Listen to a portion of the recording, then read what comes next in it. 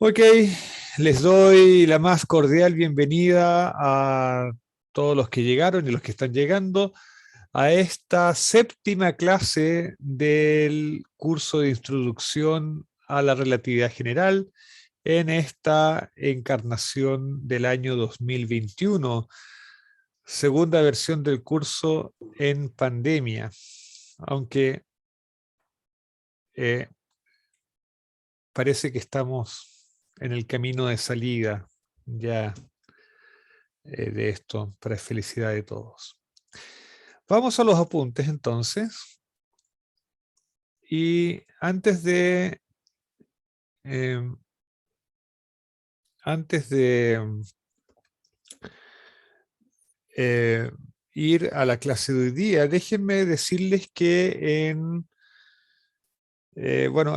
mi perfil del Departamento de Física, de la página del Departamento de Física, ustedes van a encontrar una versión actualizada de, de los apuntes. Lo único que hice fue agregar una subsección extra sobre trabajo y energía.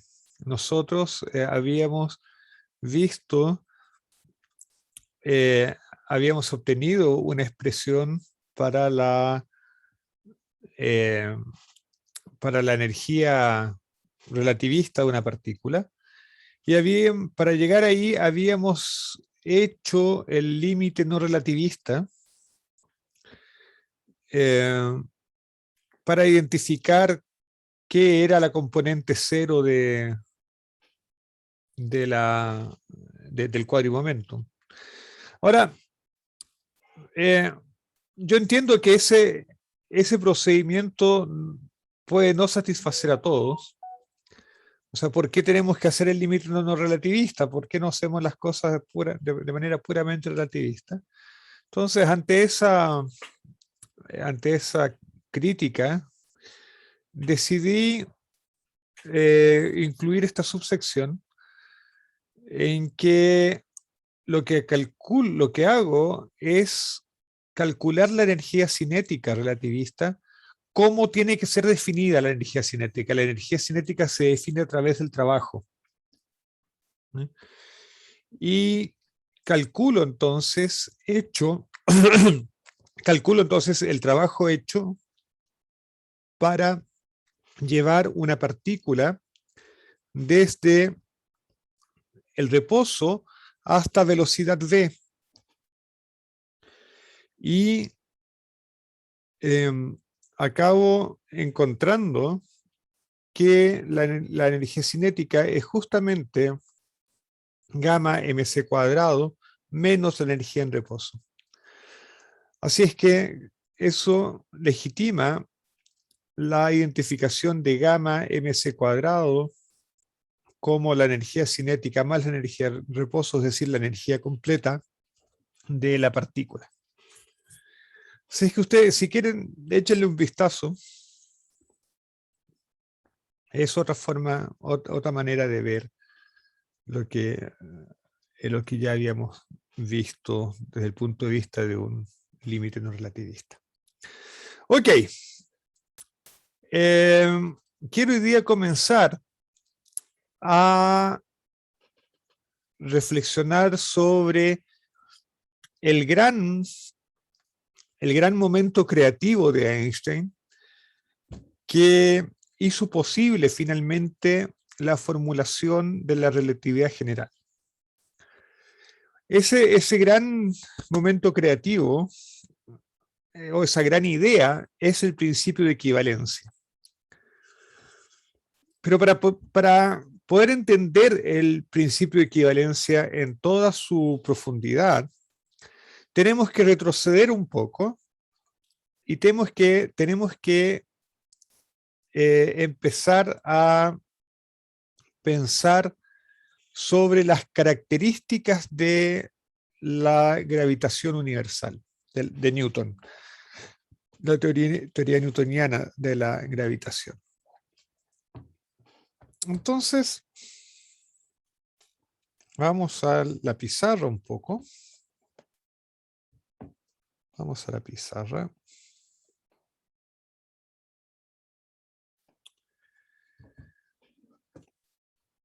Y Newton tuvo la gran idea de pensar que dos masas, por ejemplo el Sol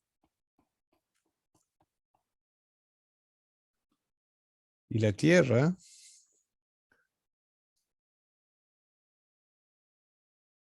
ahí está la Tierra que se ve azulita, que están a una distancia r y la masa de la Tierra es m, se atraen con una fuerza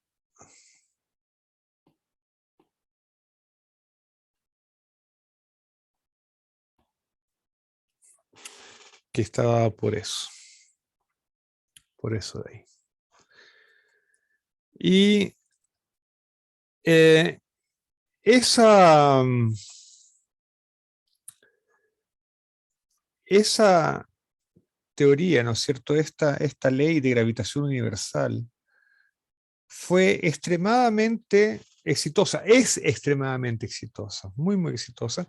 Explica los movimientos en el sistema solar, permitió unificar la mecánica terrestre con la mecánica celeste, es exitosa por donde uno la mire. Pero el problema es que por ahí, por el año 1907,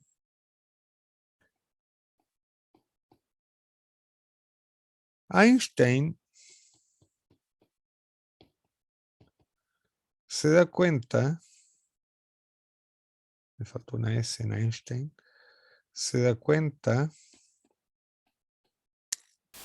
de que la ley de gravitación universal de Newton es incompatible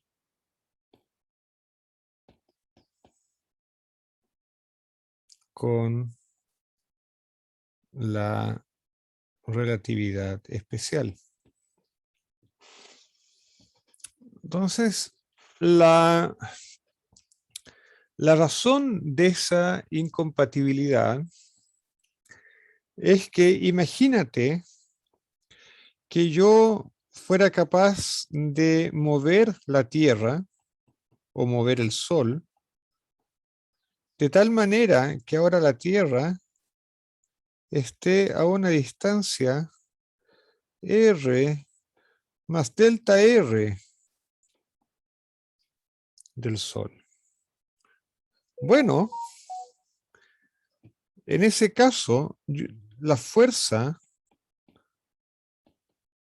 inmediatamente pasaría a ser esta de aquí. Y digo inmediatamente porque en la ecuación de la fuerza de gravedad no aparece el tiempo. En ese sentido es una ley estática. No, en el mismo sentido de la electrostática, no aparece el tiempo por ninguna parte. Por lo tanto, si yo hago un cambio, la propagación, el cambio en la fuerza también es instantáneo. Es decir, hay una propagación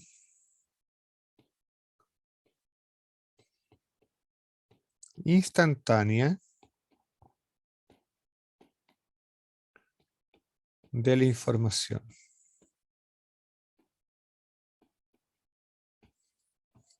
O sea, eso quiere decir que en la teoría de Newton, la gravedad, y esto es muy grave, la gravedad viaja con velocidad infinita. E infinito, espero convencerlos de eso, infinito es mayor que la velocidad de la luz.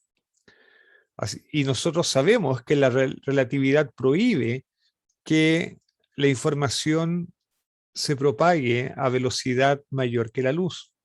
Por lo tanto, tenemos un problema. ¿Concuerdan conmigo? ¿Sí? Okay. ¿Alguna duda, alguna objeción? ¿No? ¿Sí? Igual, o sea, lo que tenemos hasta ahora, ¿qué significa realmente que la información viaje con una cierta velocidad? Porque igual siento que estamos comparando cosas distintas, porque una cosa es como la información que ni siquiera la tenemos muy bien definida, de que la ¿Ya? otra ¿cómo se llama? El movimiento de una cosa que está súper bien definido, que es básicamente la distancia que recorre en un cierto tiempo. ¿Cómo se Sí. llama? La luz. Y bajo esa noción de velocidad, así como también existe la velocidad de grupo de la luz y por dentro nosotros sabemos la velocidad de la luz.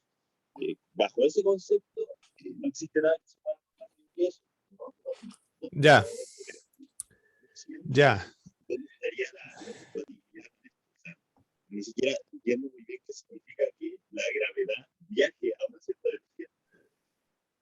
ya. Voy a hacer un voy a dar un argumento. El argumento no va a ser riguroso porque tú tienes razón, yo no he definido rigurosamente lo que es información, pero voy a apelar a la intuición. Vamos a volver a, al Sol y la Tierra. Y la Tierra gira alrededor del Sol en una órbita elíptica. Más, créanme que eso es una elipse. Entonces, yo ahora, muy dramáticamente, remuevo el Sol. En el instante mismo que remuevo el Sol, la Tierra deja de andar en el movimiento, en un movimiento elíptico y empieza a andar en un movimiento rectilíneo uniforme, si despreciamos todos los otros planetas. Entonces, en el momento mismo, mientras que la luz,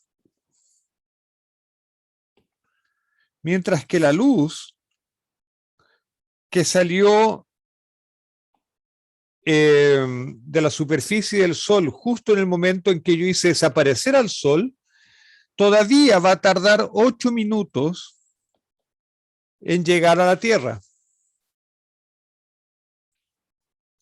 Por lo tanto, la gravedad, el cambio de gravedad actuó mientras yo todavía puedo ver el Sol en el cielo. Y sin embargo, la Tierra ya va a haber empezado a avanzar en línea recta en vez de su órbita. Entonces, si yo, además que ustedes saben que las aceleraciones son absolutas, ¿no? Hasta ahora, ¿no? Las aceleraciones son absolutas, entonces yo podría tener un acelerómetro aquí en la Tierra, entonces un acelerómetro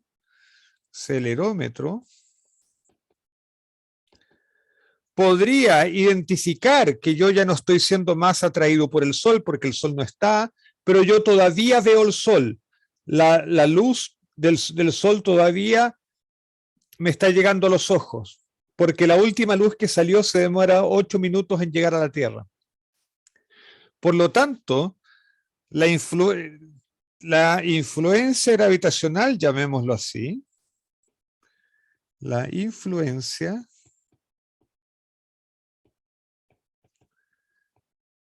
gravitacional o si tú quieres una perturbación en la gravitación, eso es, viaja a una velocidad mayor que la velocidad de la luz. ¿Queda mejor ese ejemplo?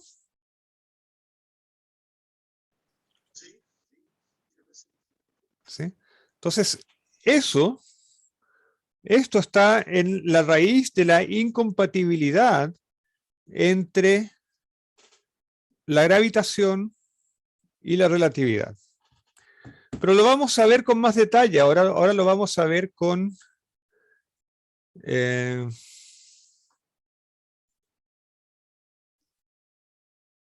vamos a mirarlo ahora con un poquito más de detalle. Y para ver esos detalles tenemos que reescribir la gravitación de Newton como una teoría de campo. Entonces, ¿cómo vamos a hacer eso? Vamos a partir con la ecuación que escribió Newton, la fuerza entre dos masas puntuales. Y vamos a definir, entonces vamos a pensar en este m pequeño como la masa de una partícula de prueba. ¿Ok? Entonces vamos a definir el campo gravitacional producido por la masa m grande de esta manera, como la fuerza entre m grande y la partícula de prueba, dividido por la masa de la partícula de prueba. En realidad yo debería tomar aquí el límite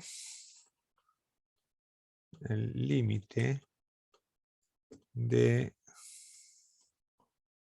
m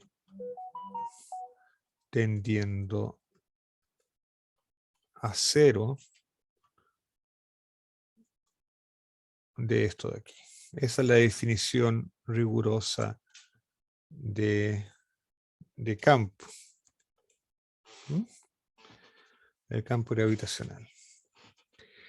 Y no hay sorpresas, el campo gravitacional me queda de esta manera. Entonces, la ecuación de movimiento, la segunda ley de Newton, para la partícula de prueba es esta de aquí. Y oh sorpresa, o sea, una partícula de prueba de masa m va a tener esta ecuación de movimiento. Y oh sorpresa, yo aquí puedo simplificar la m y me queda de esta manera.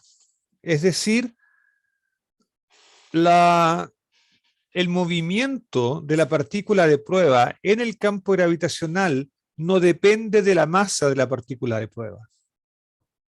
Eso ya es raro, lo vamos a analizar más adelante, pero sigamos adelante.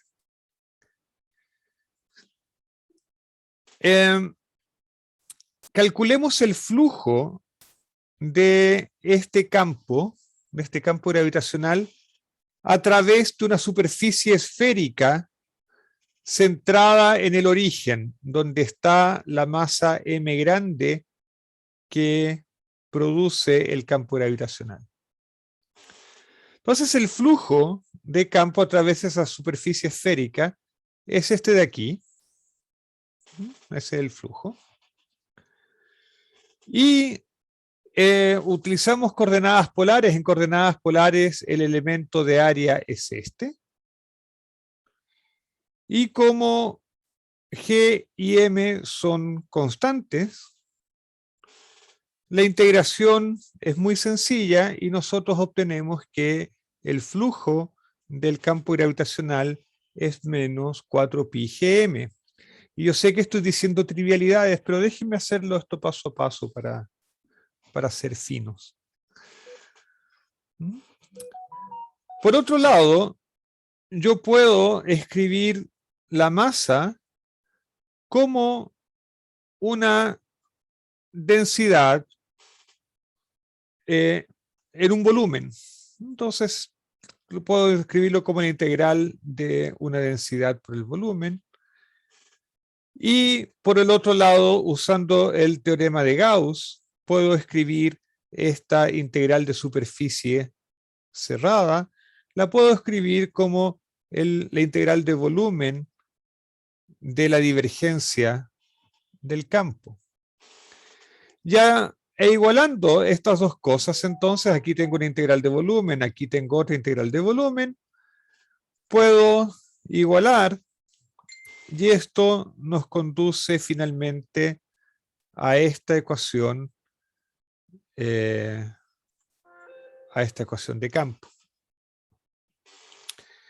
que ustedes reconocerán que se parece mucho a la ley de Gauss para la electrostática. De hecho, es la primera de las ecuaciones de Maxwell, ¿no? Y sí, es efectivamente eso. Esto es el equivalente de la ley de Gauss. Es la ley de Gauss, pero para la gravitación. De hecho, ustedes van a percibir que con respecto a la electrostática, aquí hay un signo menos de diferencia. En la ley de Gauss electrostática aquí hay un signo más.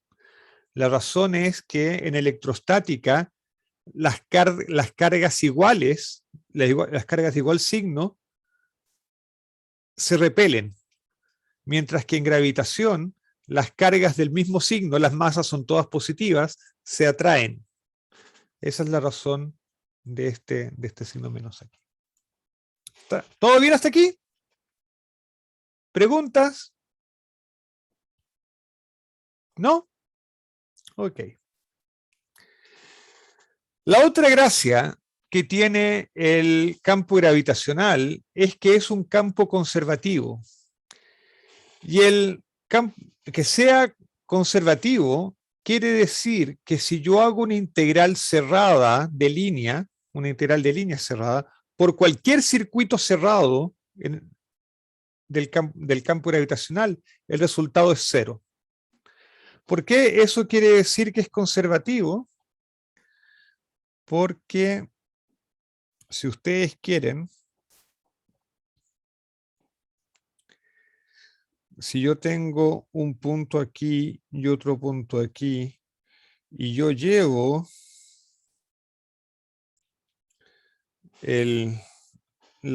un objeto desde ese punto A hasta el punto B, y después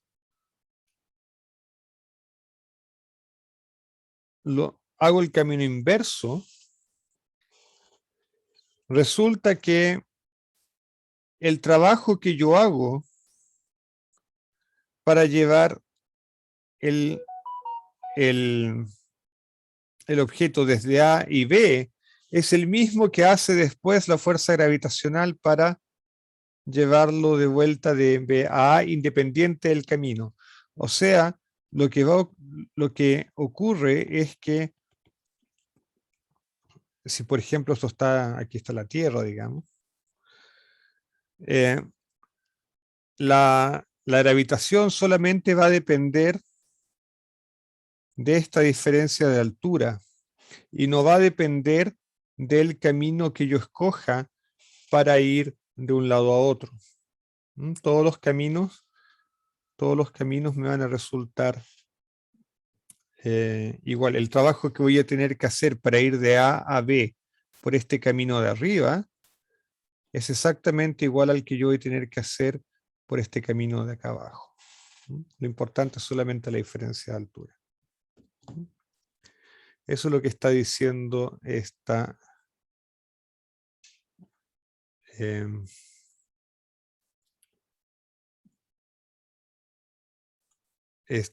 ecuación. Ya, pero usamos a nuestro viejo amigo el teorema de Stokes y nosotros podemos escribir esta integral de línea cerrada como la integral de superficie del rotor del campo. Y como esta ecuación tiene que cumplirse para cualquier superficie que tenga como borde al circuito C, entonces lo que está diciendo esto es que el rotor del campo gravitacional tiene que ser cero. En realidad esto es cierto para cualquier campo conservativo. El campo conservativo siempre tiene su rotor igual a cero. Como el campo electrostático, por ejemplo. El campo electrostático tiene rotor igual a cero. Y esta ecuación, y esta de aquí, determinan completamente al campo gravitacional. Existe un teorema, ¿no? Creo que es de Helmholtz, ¿no?, que dice que si tú conoces la divergencia de un campo vectorial y el rotor de un campo vectorial, entonces tú has determinado completamente ese campo vectorial. Perfecto. ¿Hasta aquí todo bien? ¿Ya? Profe, ¿Sí? a mí me quedó la duda en un detalle. Cuando define el campo vectorial, ¿por qué toma el límite cuando m tiende a cero? Ah, qué gran pregunta es esa. ¿Eres físico o eres matemático? Físico. Ya. Mejor pregunta todavía. La razón es la siguiente. Que si yo tengo una masa, aquí M, esta masa va a producir, ¿qué estoy diciendo? Esta masa va a producir un campo gravitacional. Ustedes me entienden, ¿no? Así. Y supongan que yo coloco otra masa aquí. Pero vamos a suponer que M pequeño no es en realidad numéricamente pequeño con respecto a M grande, sino que son del mismo orden. ¿Qué es lo que va a suceder? Lo que va a suceder es que las dos masas se van a atraer, por lo tanto, esta de aquí se va a mover hacia la izquierda, y el campo producido por la masa ya no va a ser el mismo, porque se va a haber movido. Entonces, si yo quiero estudiar el campo producido por esta masa M grande aquí, tengo que colocar como masa de prueba una masa que sea suficientemente chica para que no perturbe el campo gravitacional de la masa M grande, para que no la afecte. ¿Sí? ¿Está bien? Sí, ya quedó claro. Gracias. Claro, entonces esa es la razón de colocar el límite para definir el campo. ¿Alguna otra pregunta?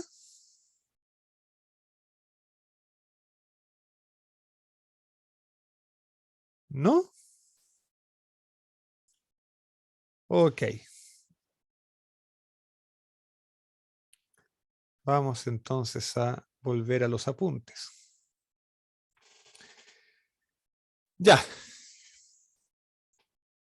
Entonces vamos a volver al hecho de que el rotor del campo gravitacional es cero. Eso significa que yo siempre puedo escribir el campo gravitacional como el gradiente de un campo escalar. La convención es colocar un signo menos. Ese signo menos es histórico. Entonces ahora lo que yo hago es sustituir esto en esta ecuación de aquí y obtengo una ecuación para este campo escalar, para este potencial. Phi es un campo escalar, es un potencial. Yo encuentro que el laplaciano de phi tiene que ser igual a 4 pi g rho, donde rho es la densidad que está produciendo el campo gravitacional. Esta es la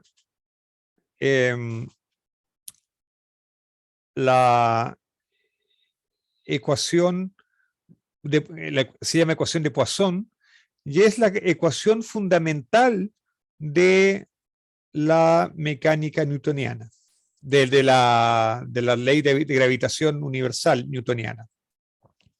Entonces ahora podemos entender por qué la gravitación es incompatible con la relatividad. Primero fijémonos que aquí aparecen solamente derivadas espaciales. ¿Está bien? Pero uno en relatividad sabe que tiene que tratar el espacio y el tiempo de manera similar. Tiene que ponerlos en pie de igualdad, porque el tiempo no es más que una cuarta coordenada del espacio-tiempo. Entonces no hay por qué tratarlo de manera distinta, salvo el signo menos que aparece en la métrica, pero nada más. Entonces uno esperaría que la ecuación relativista tuviese la forma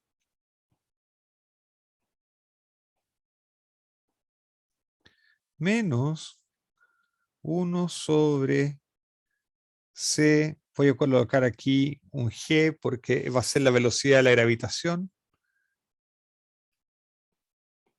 Uf, ¿qué estoy diciendo?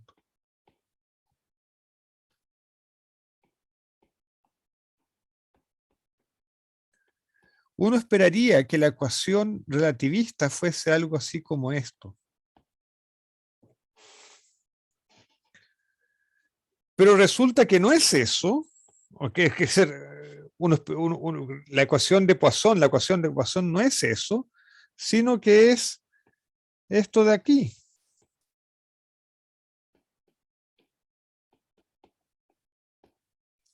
Es como si la ecuación de Poisson fuese esta ecuación, esta de aquí es una ecuación de onda, ¿no?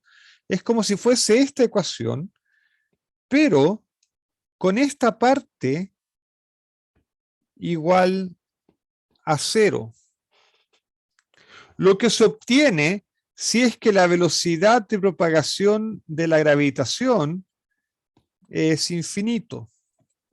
Bueno, ok, no matemos del corazón a nuestros condiscípulos matemáticos. Hagamos eso. ¿Ok? Entonces, esta es una razón más, esta es una razón un poco más formal para decir que en la gravitación las señales viajan con velocidad infinita en la gravitación de Newton. Y eso evidentemente es incompatible con la relatividad especial. Entonces estamos en serios problemas. Ya. Y eso es lo que escribo aquí, ¿no? Entonces bueno, vamos a tratar de cambiar esto y vamos a generalizar esto de manera relativista y vamos a escribir esta ecuación. O si ustedes quieren esta, ¿no? Y aquí vamos a poner la velocidad de la luz normal para que todo sea relativista, para que sea invariante de Lorentz. Pero aquí yo tengo un problema porque esta ecuación, que yo supongo debería ser la generalización relativista natural de la ecuación de Poisson, y aquí yo estoy especulando, estoy tratando de pensar cómo generalizar la ecuación de Poisson para hacerla compatible con la relatividad. Pero aquí tengo un problema. Esto en realidad no es satisfactorio del todo. Porque esto yo lo puedo escribir de esta manera, donde D al cuadrado es el D'Alembertiano, y ustedes se acuerdan que el D'Alembertiano era la contracción de las derivadas parciales covariantes con las contravariantes. Por lo tanto, D al cuadrado es un invariante de Lorentz. Por otro lado, el potencial aquí también es un invariante de Lorentz porque es un campo escalar. Pero aquí del otro lado yo tengo, bueno, estos que son números, son constantes, así es que no pasa nada con ellos, pero tengo una densidad, y la densidad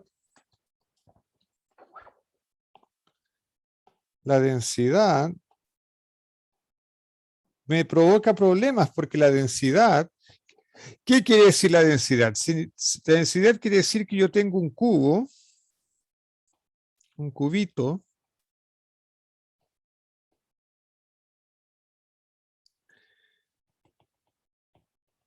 créanme que eso es un cubo, y en ese cubo yo tengo una masa M y un volumen V. Digamos que el cubito tiene lado L. Entonces el volumen es L al cubo. Y la densidad, entonces la densidad local, puedo suponer que ese cuadradito es suficientemente chiquitito, la densidad es como M L al cubo. Pero ¿qué sucede? Sucede que si yo cambio el sistema de referencia, paso a un sistema de referencia que se esté moviendo con respecto al cubo en alguna dirección, entonces esa dirección en que ocurre el movimiento, el cubito va a sufrir contracción de Lorentz. Entonces, en el otro sistema, la densidad ya no va a ser esta de aquí, sino que va a ser, debido a la contracción de Lorentz, la masa por L al cubo por raíz de 1 menos V al cuadrado partido por C cuadrado. Y la densidad ya no va a ser la misma. Por lo tanto, la densidad no es un invariante de Lorentz. La densidad cambia con el sistema de referencia. ¿Me doy a entender? Mientras que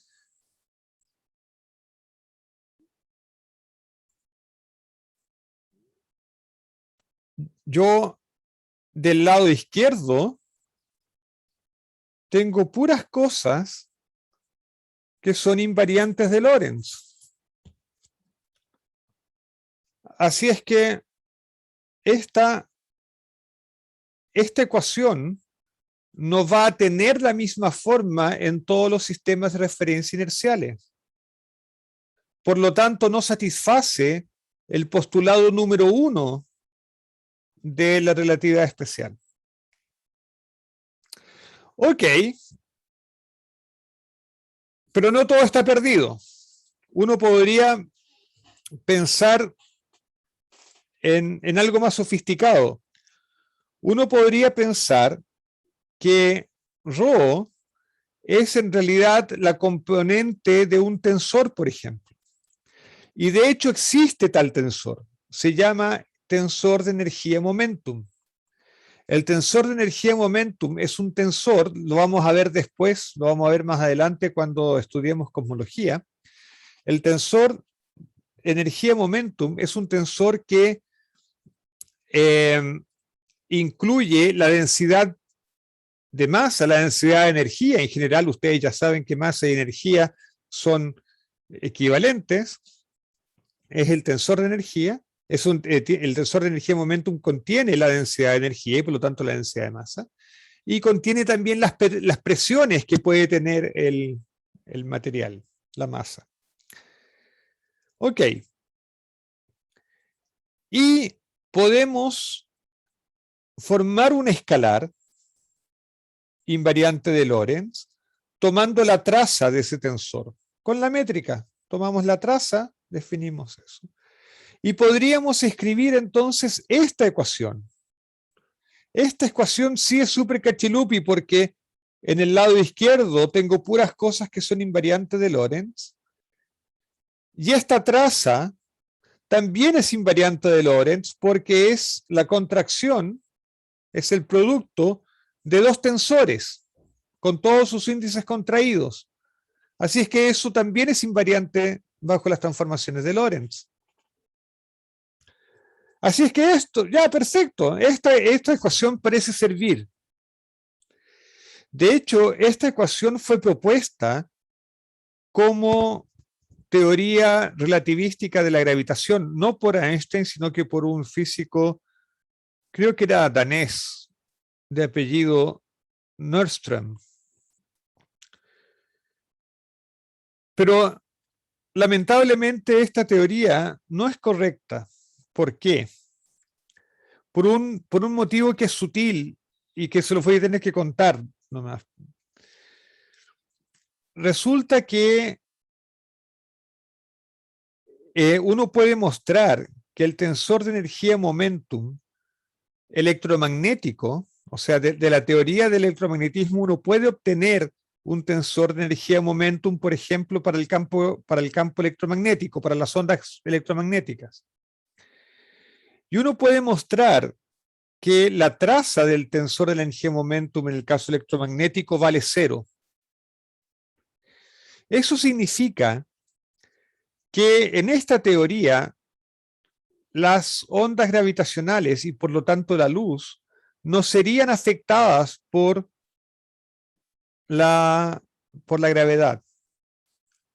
Pero en 1919, hace un poco más de 100 años, Sir Arthur Eddington, un astrónomo inglés, midió la posición angular de estrellas cercanas al Sol en un eclipse y percibió que las estrellas parecían estar en una posición diferente a donde se suponía tenían que estar. Es decir, Eddington comprobó que la luz efectivamente es desviada por el campo gravitacional del Sol. Y eso es un fenómeno que nosotros vamos a calcular más adelante. Entonces, Eddington probó que la luz sí es afectada por la gravitación, mientras que esta teoría predice que no debería ser afectada. Así es que no nos sirve, tenemos que inventar otra cosa. Generalizar ingenuamente la ecuación de Poisson no nos sirve para construir una teoría relativista de la gravitación. De hecho, Einstein se convenció de que no es posible construir una teoría de la gravitación en el marco de la relatividad especial. Hay que ir más allá de la relatividad especial, hay que generalizar la relatividad especial, hay que generalizar el principio de relatividad para poder incluir a la gravitación. La gravitación es un fenómeno que escapa, que está fuera del marco de la relatividad especial. Y esa va a ser la razón del empeño de Einstein de construir lo que finalmente va a ser la relatividad general. ¿Preguntas? ¿Comentarios?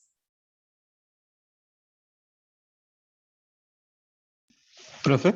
¿Sí? Sí, es que a mí me queda la duda entonces, porque nosotros ya en este capítulo como que deducimos ese laplaciano igual a los valores de la derecha, ¿cierto? Entonces, Esa que tiene ahí. Sí. Entonces, mi pregunta sería como, en el fondo, como, ¿qué hicimos mal o qué está fallando que Bueno, no podemos creerle a esta ecuación? no hicimos nada mal. De hecho, esto es equivalente, esta ecuación, la ecuación de Poisson, es equivalente a esto de aquí. Entonces, cuando nosotros mostramos que esta ecuación es incompatible con la relatividad, lo que estamos diciendo es que la ley de gravitación universal de Newton es incompatible con la relatividad especial. Claro, ya. Sí. ¿No? Y la razón es obvia, la razón es obvia. Aquí no aparece el tiempo por ninguna parte. Esta es una ley estática. Y ninguna ley estática va a poder ser compatible con la relatividad porque la relatividad exige que tú trates al tiempo y al espacio de la misma manera. Entonces, hay que inventar algo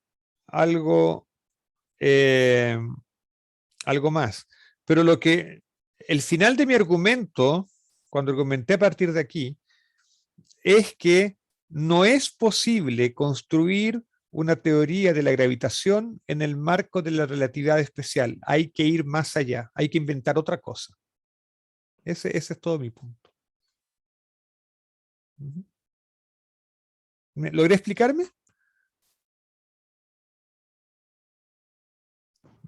Sí, como que la relatividad especial, en el fondo, no es suficientemente poderosa, digamos. ¿O no? Exactamente. Es súper cachilupi, es súper buena, pero no es suficientemente abarcante como para poder describir el fenómeno gravitacional. ¿Alguna otra pregunta? ¿Algún otro comentario?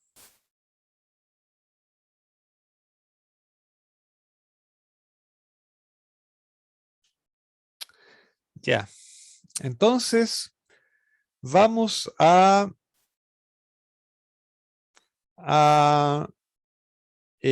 pasar a considerar la idea, que fue la gran idea que Einstein tuvo en 1907,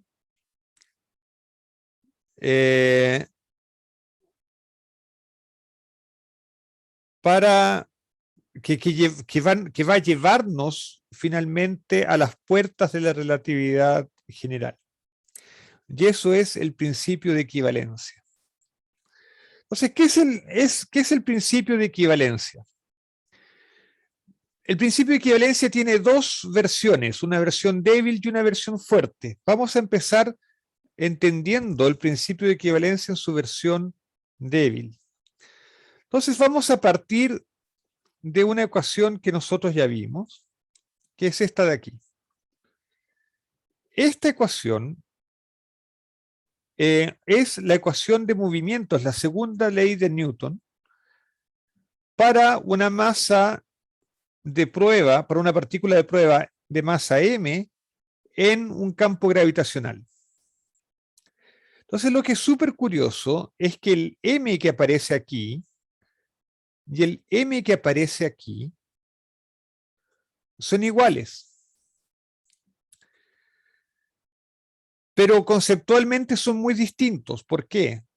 Porque este de m que aparece a la izquierda es el m de F igual m por A. Es el m que aparece en la segunda ley de Newton. Pero la segunda ley de Newton, a ver, vamos a ver la segunda ley de Newton. Estas cosas generalmente no se dicen en física 100, ni en física 110. Así es que vamos a ver. La física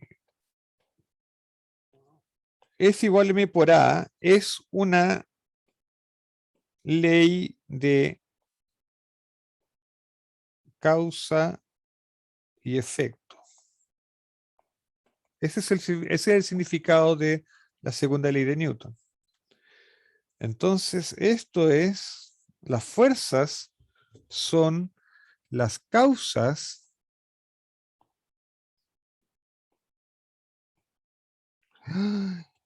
si ya no sé escribir, causas de los cambios en el estado de movimiento.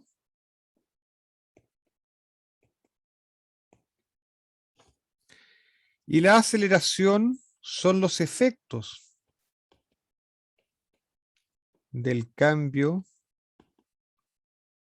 en el estado de movimiento.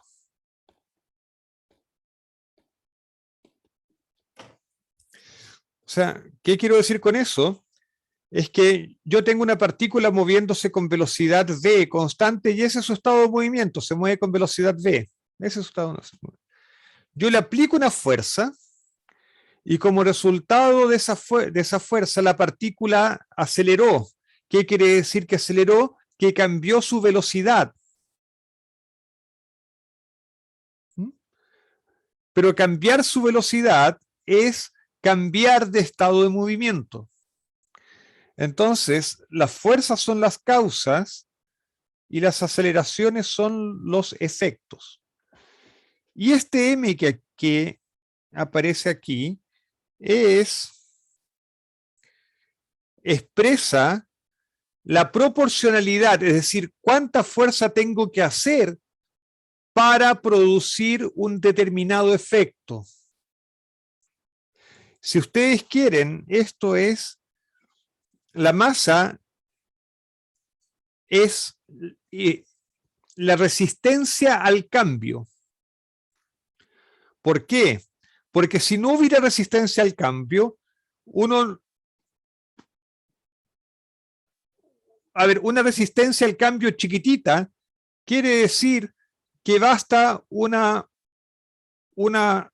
fuerza chiquitita para producir un cambio grande. Eso es tener resistencia pequeña al cambio. Ahora, si tú tienes una resistencia grande al cambio, una fuerza chica va a producir un cambio muy, muy chico. O no va a producir casi cambio. Y eso es justamente el papel que juega la masa. La masa indica la resistencia, mide la resistencia al cambio. Eso es lo que se llama inercia.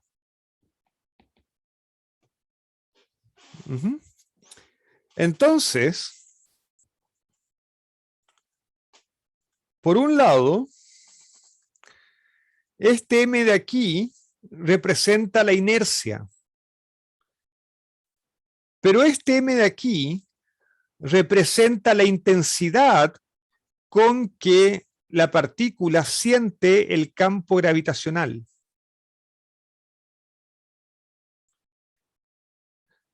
Y esto de aquí no tiene por qué ser igual a esto en principio. De hecho, comparemos lo que ocurre en el caso de la gravitación y en el caso de la electrostática. Supongamos que tenemos una partícula con masa m y con carga eléctrica Q. Bueno, si nosotros sometemos a esa masa, a esa masita, a esa partícula, solamente un campo gravitacional, su ecuación de movimiento va a ser esta de arriba. La masa inercial, la inercia, por la aceleración igual a la masa por el campo gravitacional. Pero esta es la carga gravitacional. De la misma manera que si esa carga la sometemos solamente a un campo eléctrico sin gravitación, su ecuación de movimiento va a ser la masa inercial por la aceleración, igual a la carga eléctrica por el campo eléctrico. Entonces ustedes ven aquí yo tengo un campo gravitacional y aquí tengo un campo eléctrico. Aquí yo tengo una carga eléctrica, esta debería ser la carga gravitacional. ¿Consigo explicar la diferencia entre masa inercial y masa gravitacional?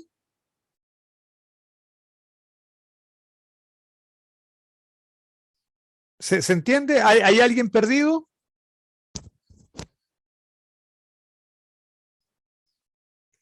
Lo que quiero decir es que este M de aquí, en principio, no tendría por qué tener alguna relación con este M de aquí.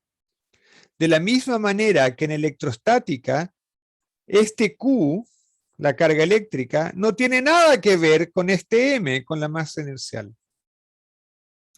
Pero uno alegremente usa la letra M para estas dos cosas, que en principio son conceptualmente distintas, y no solamente eso, sino que las simplifica alegremente, sin nunca hacerse preguntas.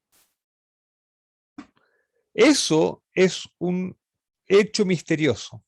¿Por qué es misterioso? Porque resulta, porque tú haces los experimentos y resulta. De hecho, en mecánica clásica, en mecánica newtoniana, esta relación masa inercial y igual masa gravitacional siempre resulta ser verdadera.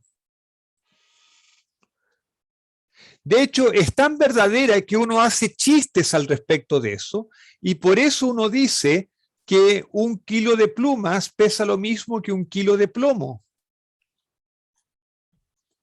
Cuando no debería ser trivial, porque 1 kilogramo es una medida de masa, es masa inercial.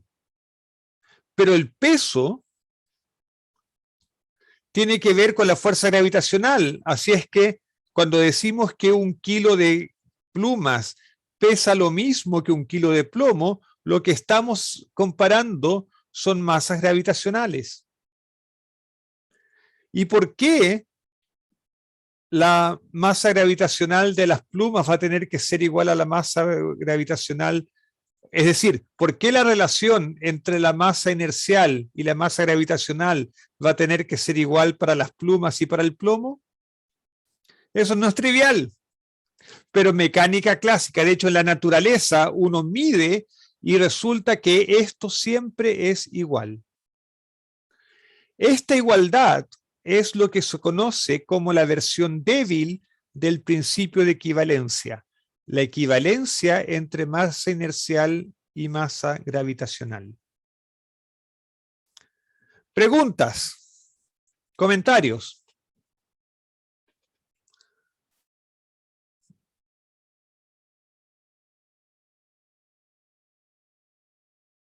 Ya, o sea, llegamos al punto en que esto o está muy, muy claro o está muy, muy confuso. ¿Cuál de los dos?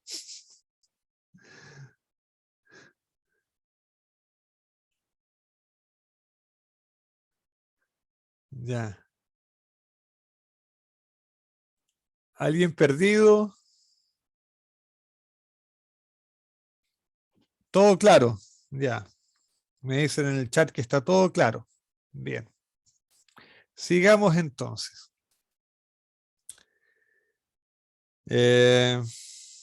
Ya. Ok. De hecho, se pueden hacer experimentos.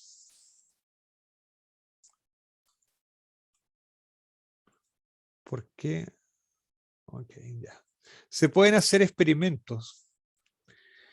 Y uno puede, por ejemplo, estudiar un péndulo. Y si ustedes, no lo voy a hacer aquí porque esto es cosa de física 110, ustedes son todos especialistas, saben todas estas cosas y más. ¿Sí? Uno puede estudiar un péndulo y puede encontrar, si uno hace las ecuaciones con cuidado, si uno distingue la masa inercial de la masa gravitacional, uno puede ver que el periodo de un péndulo simple, en realidad es esto de aquí. Tiene esa forma, donde esta es la masa inercial y esa es la masa gravitacional. Y uno puede hacer el siguiente experimento. Uno puede tomar un péndulo y aquí coloca una esfera hueca, y uno dentro de esa esfera hueca la puede ir rellenando, le puede ir colocando distintos materiales adentro. De tal manera que uno pueda hacer este péndulo con distintos materiales sin que se vea afectada la forma y por lo tanto no hay influencia del roce. Uno elimina todo ese tipo de cosas. Y uno puede medir el período del péndulo para distintos materiales. Y ese experimento se ha hecho y se encuentra que siempre la razón entre la masa inercial y la masa gravitacional es 1. Siempre vale 1. De hecho, se han hecho experimentos más precisos con balanzas de torsión y lo que se ha encontrado es que las diferencias entre masa inercial y masa gravitacional es muy chica, es del orden de 10 elevado a menos 13 para distintos materiales. Así es que el principio de equivalencia en su versión débil está muy bien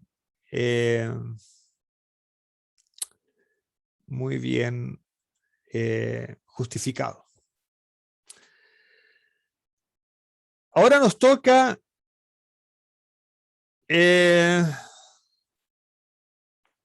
movernos hacia la versión fuerte del principio de equivalencia. Y para eso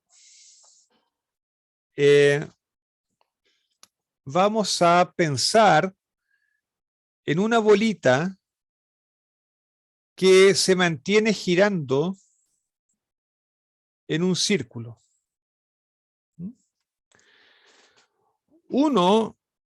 Para que la bolita se mantenga girando en un círculo, uno sabe que tiene que haber una fuerza centrípeta.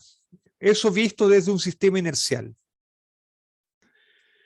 Pero si, por ejemplo, esta fuera una bolita grande, una esfera grande, y uno colocara a un estudiante acá adentro, porque lógicamente el profesor no va a ir, el profesor está dirigiendo el experimento, los estudiantes se ofrecen como voluntarios. Entonces el estudiante está aquí adentro de la pelotita azul. El estudiante va a sentir una fuerza centrífuga. Y por definición de fuerza centrífuga apunta hacia afuera. Y resulta que esa fuerza centrífuga resulta ser igual siempre a la masa por el radio del círculo por la velocidad angular al cuadrado. Ahora la pregunta, ¿qué masa es esta de aquí? Bueno, esta masa sí resulta ser la masa inercial. Entonces, aquí tenemos un ejemplo de fuerza, la fuerza centrífuga, que es proporcional a la masa inercial. De la misma manera como la gravitación es proporcional a la masa inercial.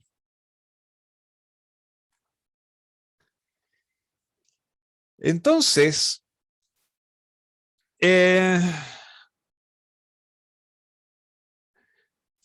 esto nos da una pista. De hecho, la fuerza centrífuga, ustedes saben que no es una fuerza real, es una fuerza que se llama fuerza inercial. Es un producto de la inercia. Es un producto de la inercia, la fuerza centrífuga. Déjenme leer aquí porque está bien explicado y me quedan pocos minutos. De manera similar, los pasajeros de una nave que acelere hacia arriba con aceleración A0 sentirán una fuerza hacia abajo dada por F igual M por A sub 0, donde M es la masa inercial del pasajero. De nuevo, la fuerza es proporcional a la masa inercial. Por otro lado, supongamos que armamos un pequeño laboratorio en un ascensor y reclutamos a un estudiante para que conduzca el experimento. Luego que el estudiante entra al laboratorio y cerramos la puerta, dejamos caer el ascensor en caída libre. Los estudiantes son heroicos. Mientras cae, el estudiante experimentará una sensación de ingravidez. Él va a sentir que no tiene peso.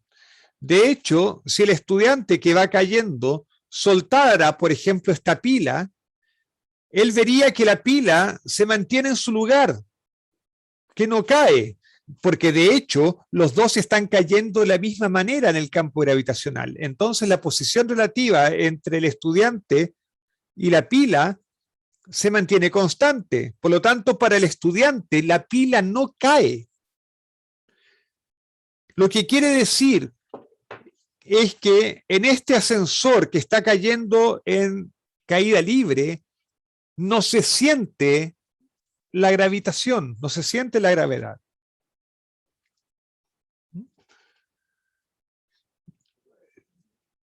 Y de hecho, dice el texto, si soltara a su lado un objeto, este se quedaría en reposo con respecto al estudiante, cumpliendo la primera ley de Newton.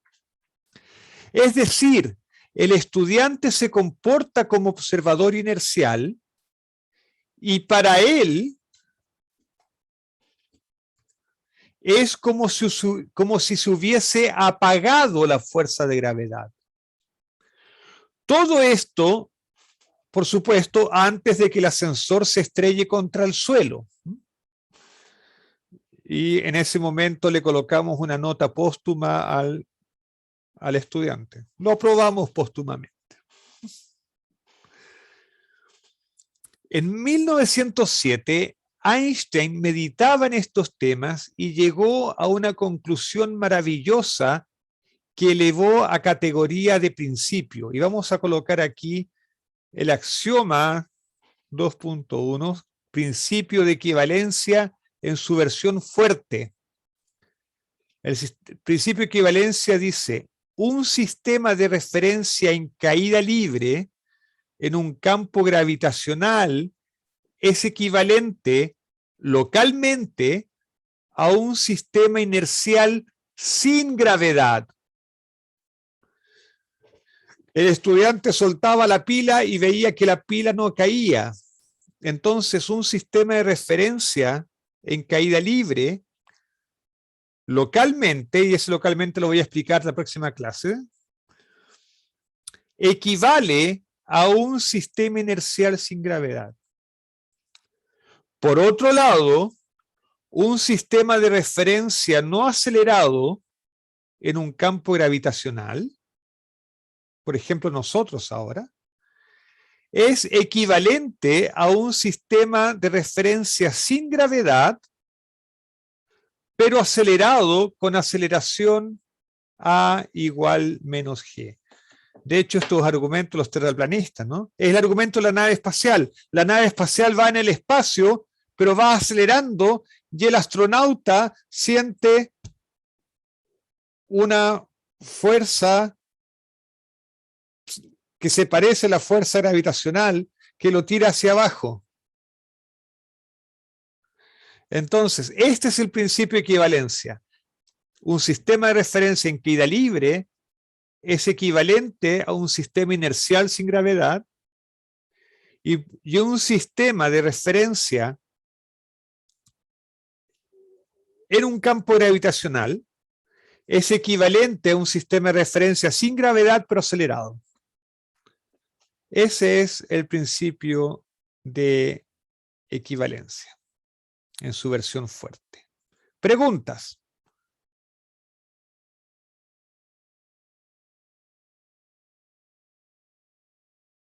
¿Ninguna pregunta? Bueno, repasen esto, repasen el principio de equivalencia, piensen en ello, porque es medio enredado, pero si lo piensan con cuidado, va a ser muy claro. Y la próxima clase vamos a obtener las consecuencias del principio de equivalencia. Y la número 3 te va a sorprender. No la creerás. Así es que creo que yo paro por aquí, dejo de grabar y nos vemos el próximo jueves. El próximo jueves, en la alegría y en la felicidad. Nos vemos. Chao, chao.